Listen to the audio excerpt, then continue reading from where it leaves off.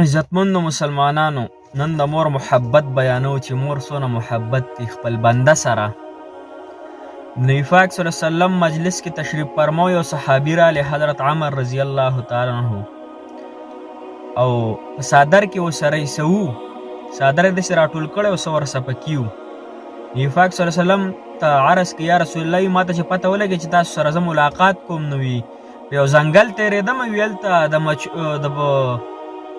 د مرغۍ بچي نه، د مرغۍ د هغې بچي و، او ډېر چې ویده، ډېر اوازونه یې کول، شور یې کو. وي ما راواغسته او په څادر کې مې ونغاړل. نو چې زه را روان شومه، نو وي مور یې راله، د هغې بچو د مرغو بچو مور راله او زما د پاسه تاوېده، او هغې هم چغې والې، اوازونه یې کول. وي ما هغه څادر پرانیستو او وي هغه مور یې راله، په خپلو بچو باندې کېناسته او خپلې وزرې پرې وغوړولې، لکه څنګه چې بچی په کټ کې ملا شي او مور یې ځان ته رانږدې کي او کمبل یا بړستن پرې واچوي. دغه شان هغې مور، دغه بچو مورو هغه راله او په هغې بچو باندې خپلې وزرې خورې کړې او وي پاڅېدله نه.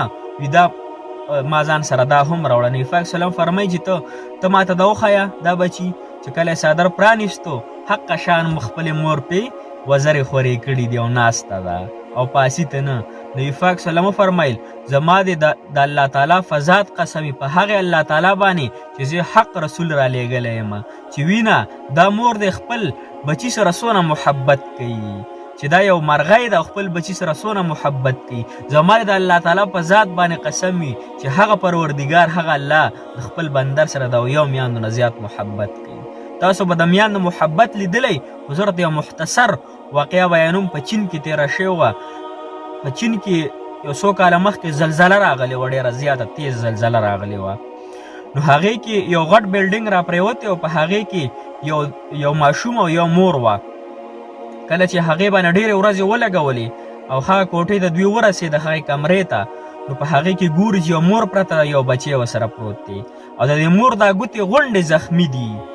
نو دوی چې کله هسپتال ته بېهوشۍ په حالت کې راوستل، نو کله چې مور او بچی په هوش کې راله، نو ډاکټران دې تپوس کوي یا بیبي ستا دا ګوتې ولې غونډې زخمي دي، دا څه وجه ده چې ستا دا ګوتې غونډې نن زخمي دي.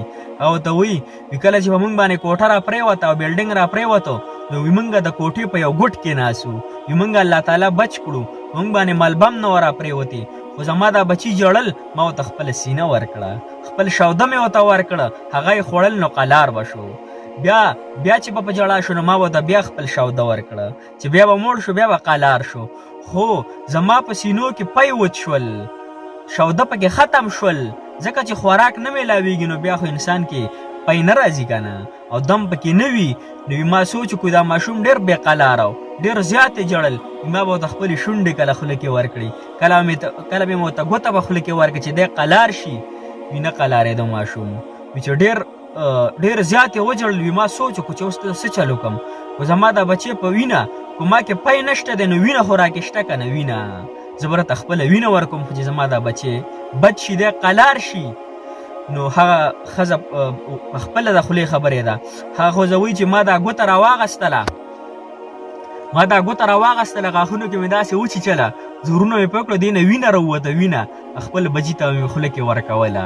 وي هغه په دې باندې لګیا و، خوړه به وینه به یې څکله، تېروله به، ځکه بل څه خو نو، نه پی و، نه اوبه و، نه شوده و، او نه د وتلو لاره وه. نو دغه ګوته مې ورته اینې کړه، داسې ومې چې چله چکونه مې پرې ولګل او دې ته مې په خوله کې باندې ورکړه. چې کله به دا ماشوم لږ قلار شو، نو بیا لږ ساعت پس به بیا په ژړا شو. بیا مې ګوته بله راواغسته، بله مې وچیچله، اینه مې ترې راویسته، ماشوم ته مې په خوله کې ورکړه، حتی چې 10 واڼې ګوتې هغې مور هغه زخمي کړې، خپلې بچي ته به یې ورکوله. وي چې کله ما نه هم ډېره وینه لاړه او زما ګوتې م غونډې زخمي شوې، نو وي زه هم بېهوشه شومه، او چونکې ماشوم خو ځکه بېهوش شو چې وینه ډېره څکلې وه، د پیو په ځای وینه څکلې وه، د شودو په ځای، وي هغه هم بېهوشه شو. دونه محبت د بچی، مور د خپل بچي سره دونه محبت کوي، دونه مینه کوي. هغه پروردګار چې زموږ دپاره دنیا پیدا کړې، زموږ دپاره هر قسم نعمتونه پیدا کړي، هغه الله تعالی به څونه محبت کوي د خپل بنده سره. د بني اسرائیلو یو واقعه راځي، ډېره زبردسته واقعه ده. یو کپنچورو، کپنونه یې پټول، هغه باره کې راځي چې د کله بوډا شو، د تش د ایمان نه علاوه نور نیک کارونه د سره نه وکړي، تش کفنونه بیا غلا کول، کفنونه پټول، نور نیک اعمال نه وکړي. هغه چې کله وفات کېدو خپلو زامنو ته وصیت وکړي، زما زامنو دلته کې راشئ، زه چې کله مړ شمه، کله وفات شمه، تاسو به ما وسېځئ، ما به په خشاک کې وسېځئ. کله چې زما بدن وسوځولی شي، ایره شي، ایره به راواخلئ، نیمه به د ځمکې په هوا کې والوځوئ، زما نیمه ایره او نیمه خاوره کم زما چې د وجود ده هغه په سمندر کې والوځوئ، چې الله تعالی مانه تپوس ونه کړي.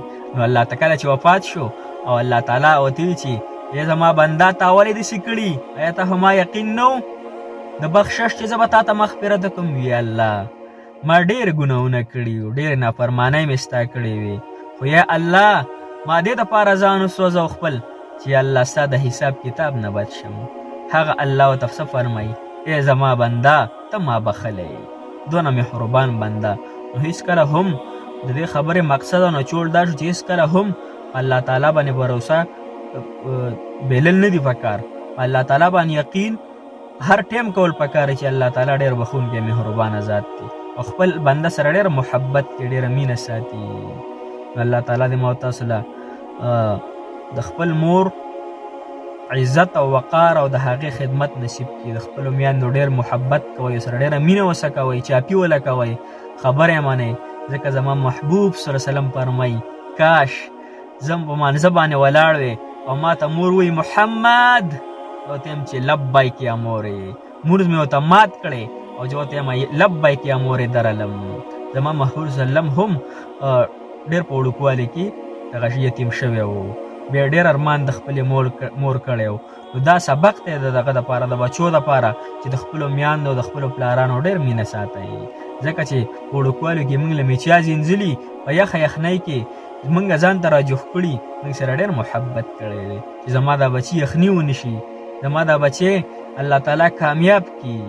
الله تعالی دې ما او تاسو د میاندو عزت او د هغې حفاظت الله تعالی ما او تاسو ته نصیب کړي. ویډیو پوره وګورئ او بیا د سره چینل هم سبسکرایب کړئ. الله مو خوشحاله او باد ساته چې په هر ځای کې او د دنیا په ګوټ ګوټ کې زموږ د سرونو تاجونه یې الله مو خوشحاله ساته. جزاک الله.